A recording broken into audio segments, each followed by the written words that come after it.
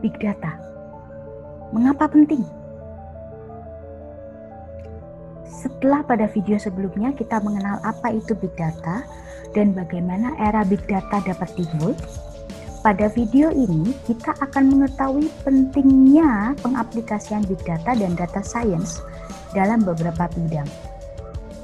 Dengan Big Data, maka kita dapat membuat model yang lebih baik untuk memprediksi sesuatu dengan presisi yang lebih tinggi. Dalam bisnis, hal tersebut kemudian dapat diaplikasikan sebagai pendekatan yang inovatif dalam pemasaran dan penjualan produk, atau bagaimana memanajemen karyawan, atau juga meningkatkan kepuasan pelanggan. Dalam bidang kesehatan, kita dapat lihat bahwa dengan prediksi yang lebih baik, maka kita dapat menyelamatkan pasien dengan lebih banyak. Demikian juga, prediksi yang lebih baik tersebut dapat mencegah terjadinya kecelakaan maupun bencana alam. E-marketplace seperti Amazon, Tokopedia, Shopee, dan lainnya umumnya menyimpan informasi tentang produk yang sedang kita minati. Salah satu caranya adalah dengan menyimpan keyword saat kita melakukan pencarian, atau cara lainnya dengan menghitung berapa lama waktu yang kita pakai untuk berada pada sebuah halaman produk. Pernahkah Anda mengalami hal ini? Anda mencari suatu informasi tentang sebuah produk atau sebuah kata di Google Search, atau menuliskan postingan terhadap suatu produk di Facebook atau Twitter. Kemudian ketika Anda membuka e-marketplace seperti Tokopedia atau Amazon, maka Anda direkomendasikan produk yang Anda sedang cari itu. Atau sebaliknya, Anda baru saja mencari sebuah produk di e-marketplace, lalu Anda membuka Facebook dan tiba-tiba saja Anda dibombardir dengan iklan-iklan terkait dengan produk yang baru saja Anda beli. Hal ini adalah salah satu dari implementasi personalized marketing. Big Data membuat perusahaan dapat mendengar suara setiap pelanggan dan melakukan customize pemasaran sesuai kebutuhan pelanggan. Tujuannya tentu saja adalah peningkatan kepuasan pelanggan.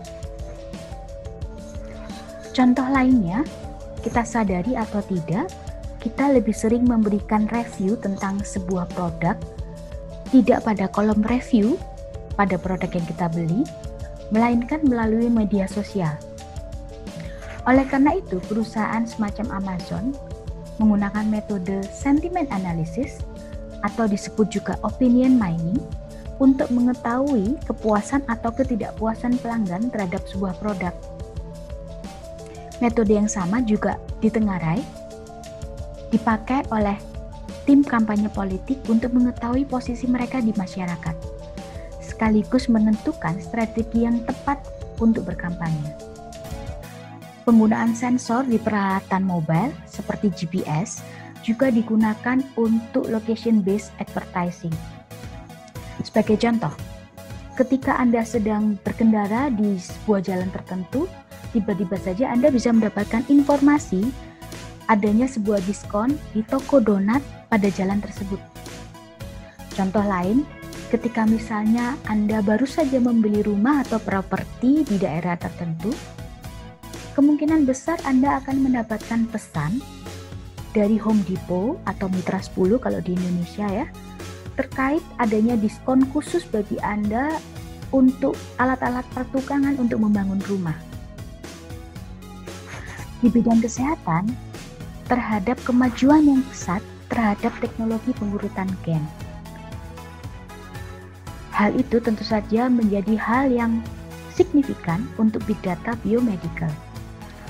Data genomik adalah tipe Big Data yang paling pesat perkembangannya, sehingga diperkirakan pada tahun 2025 akan terdapat 100 juta hingga 2 miliar gen telah dapat diurutkan. Padahal, sebuah data genomik ini membutuhkan 2 hingga 40 exabyte. Sebagai perbandingan, YouTube membutuhkan hanya 1 hingga 2 exabyte untuk menyimpan seluruh datanya untuk setiap tahun. Dengan ukuran yang sangat besar seperti itu, pemrosesan data genomik tentu saja juga membutuhkan resource yang besar. Namun dapat Anda bayangkan, dengan adanya data tersebut memungkinkan terjadinya pengobatan personifikasi. Sebagai contoh, pengobatan untuk pasien kanker itu dapat disesuaikan sesuai dengan kebutuhan masing-masing pasien berdasarkan data genomiknya. Menarik bukan? Masih banyak lagi pengaplikasian big data yang telah dilakukan di dunia ini. Dapatkah Anda menemukan salah satunya selain yang telah dijelaskan pada video kali ini?